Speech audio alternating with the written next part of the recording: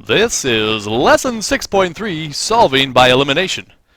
You're going to need a ruler, some graph paper, and perhaps your notebook, and we'll get started. Today's learning target is solve linear systems using the elimination method. Make sure to have your graph paper set up for Cornell notes. Hit the pause button and resume when you're ready to go.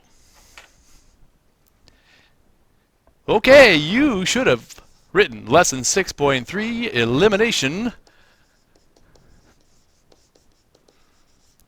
This is your essential question based on the learning target, which generally starts with, how do you? This lesson is based on solving linear equations using the elimination method, which I'll describe to you right now. But first, don't write down any of this material, just watch. In math, opposites cancel. When they cancel each other, they eliminate each other, which is what this method is based on. In other words, the elimination method is based on opposites canceling each other. For example, this is the number 10. The opposite of 10 is negative 10. And when you add 10 plus negative 10, you get 0.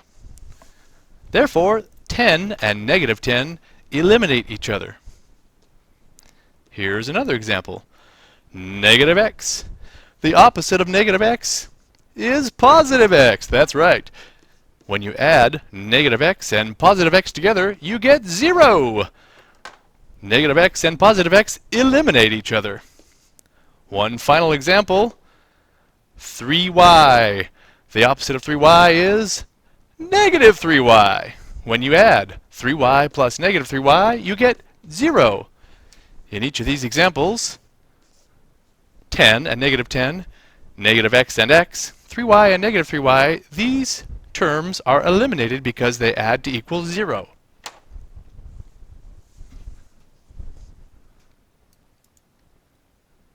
Okay, that's enough of that. That was my announcer voice. So, here's how you use the elimination method to solve a system of equations. Similar to the method I just showed you, or the example I just showed you, you're going to be adding terms together. Problem 1. Here's a system of linear equations. 2x plus 5y equals 17 and 6x minus 5y equals negative 9. What you're going to try to do is figure out what the solution is, just like you've done in every other system. Figure out an x and a y. And the way you do that is you add the two equations together. You're adding. Now, if you like to look in the book and see what they do it slightly different by subtracting. I'm going to stick with adding. The reason I can add these two equations together is because I notice positive 5y and negative 5y are opposites. And as we just discussed, when you add opposites, they will equal 0 or eliminate each other. So I'm going to add straight down 2x plus 6x. 2x plus 6x equals 8x. When I add the y terms together, they cancel each other out.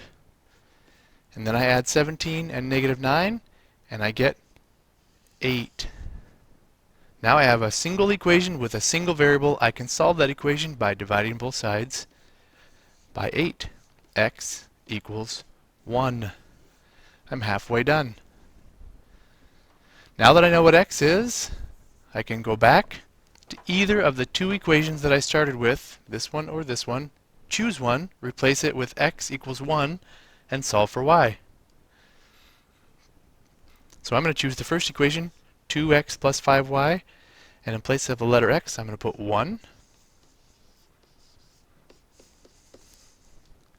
2 times 1 is 2, so I'm going to subtract 2 from both sides. And what's left is 5y equals 17 minus 2 is 15. And the last step is to divide both sides by 5. The answer, y equals 3. So the solution to this linear system is x equals 1, y equals 3. There's my answer. That's the elimination method. It's the elimination method because I've eliminated one of the variables and solved for the other. So let's try that again. Here's problem 1b. It's very similar, slightly different though. And what you might notice by looking closely at this problem is these two terms look like they're the same or look like they're the opposites, but they're exactly the same. And what do you need to eliminate? You need exact opposites. Do I have exact opposites? No, I have 3x and 3x. Do I have exact opposites here? Nope, I have 6y and negative 5y.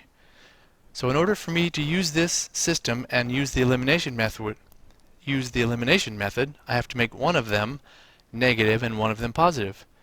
So I'm going to choose to make the top equation negative 3x. Now if I make one of these negative, I have to make all of them negative.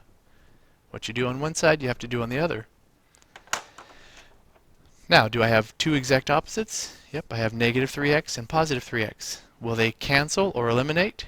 Yes. When I add these two equations together, negative 3x and positive 3x cancel each other out. Negative 6y and negative 5y, when I add them together, I get negative 11y.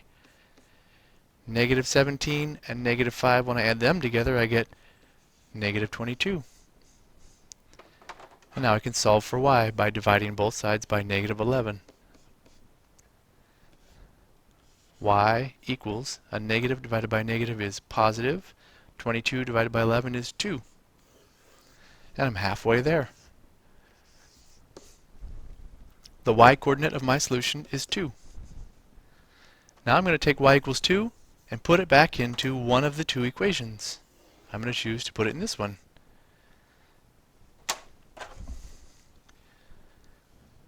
So I get 3x plus 6 times the value of y is 2 equals 17. 3x plus 6 times 2 is 12 equals 17. Subtract 12 from both sides. 3x equals 5. Divide both sides by 3. And I get x equals 5/3. Now that's a weird answer. But is it correct? It is correct, which is why using the graphing method for this particular system wouldn't be as effective. So the solution for 1b, 5/3 and 2.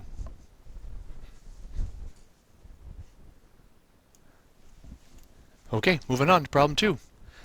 Now in problem 2, I've got two equations, negative 2x plus 15y equals negative 32 and 7x minus 5y equals 17. And what you might notice just by looking at this one right off the bat is there are no exact numbers or exact opposites. In the x column, negative 2x and 7x, not opposites. In the y column, 15y and negative 5y, not opposites. This is a problem. So if I ask you to use this elimination method to solve a system of equations and you don't have any exact opposites, next thing you do is look for the easiest two terms to make them exact opposites. Here's what I mean. In this problem, positive 15 and negative 5. Positive 15 and negative 5. Is there a way I can change the 5 to be negative 15 so that it's the exact opposite of positive 15? The answer is yes. The easiest way to change negative 5 to be negative 15 is to multiply it by 3. So I'm going to take this system and I'm going to look at the bottom equation and I'm going to multiply the whole thing by 3. Here's where the distributive property comes in handy. Distribute the 3 to the 7 and you get 21x. Distribute the 3 to the minus 5 and you get minus 15y. And multiply 3 times 17 and you get 51. Now when I look at my system of equations, I have the top equation and the bottom equation, which I've just transformed. And in those two equations I have exact opposites, 15y and negative 15y. So I'm going to put one single line through this middle equation because I no longer need it. The bottom equation is the second equation transformed, and now I can use the elimination and add all my terms together. Negative 2x plus 21x is 19x. 15y and negative 15y cancel. Negative 32 and positive 51 equals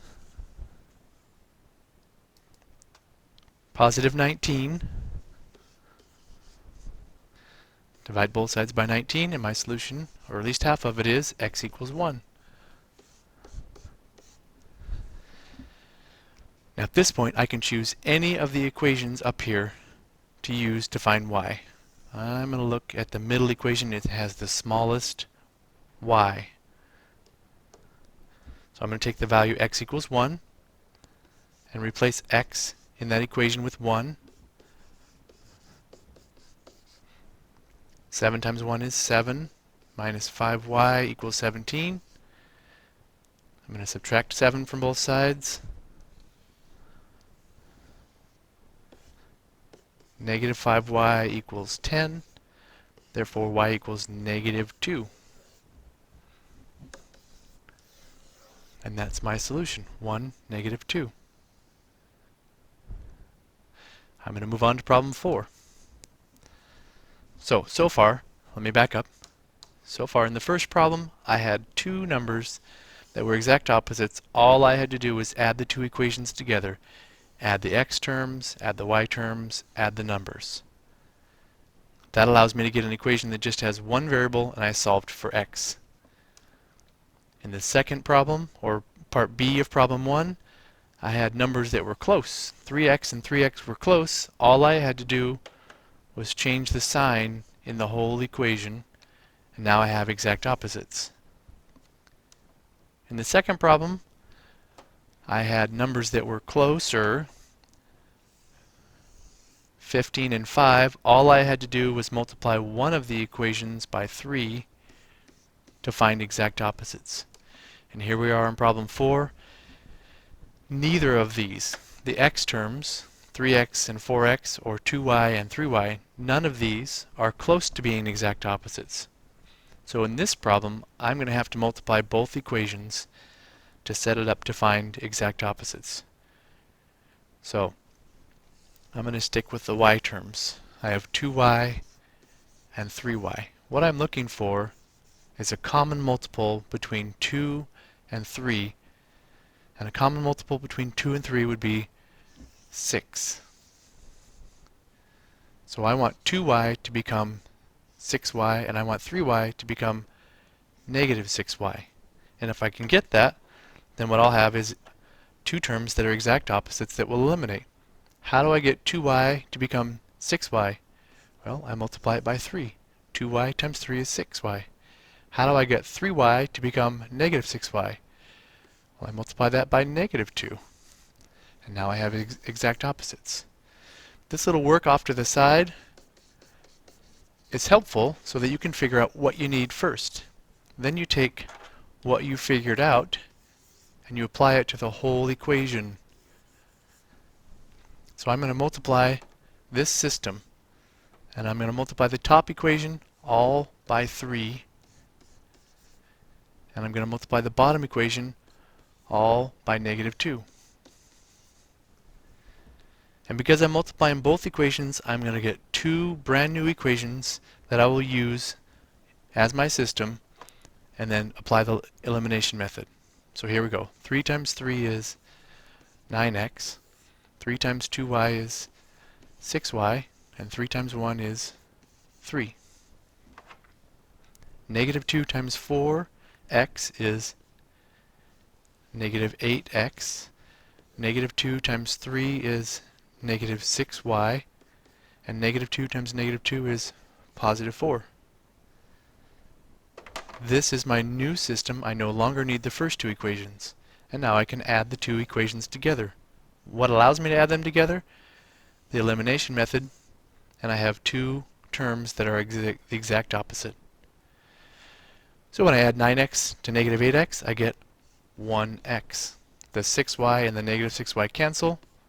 3 plus 4 is 7, and there's my answer, x equals 7. I can take the x equals 7 and put it back into any of the equations. I'm going to choose the first one here.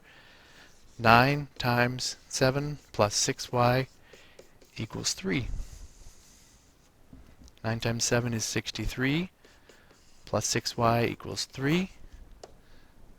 Subtract 63, and I'm going to go kind of fast, so if you need to rewind you can. 6y equals negative 60, so y equals negative 10.